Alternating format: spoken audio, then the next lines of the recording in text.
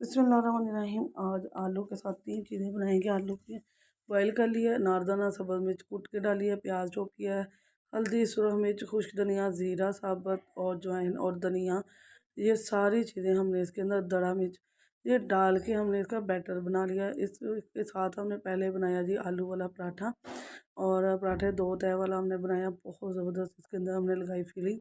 और एक मज़ेदार सा इसमें हमने पहले पराठा बनाया। तीन तरह की चीज़ें बनाएंगे, इससे आप समोसे, रोल, बहुत सारी चीज़ें बना सकती हैं। लेकिन मैंने ब्रेड और टिक्की कबाब आलू की आपको बना कर दिखाऊंगी। तो यहाँ हमने बेसन की कोटिंग की, बेसन में नमक और दड़ा मिर्च डाल के इसको लिक्विड सा फॉर्म बना लिया, और यहाँ हमारी टिक्की कबाब तैयार हो गए। इसके साथ ही हमने ब्रेड को भी उसी बैटर में बेसन के साथ हमने डाला, इस दरमियान में इसके हमने आलू की बैट फिलिंग लगाई। तो यहाँ तीनों चीज़ें हमारी हो चुकी हैं जिस ज़बरदस्ती तैयार।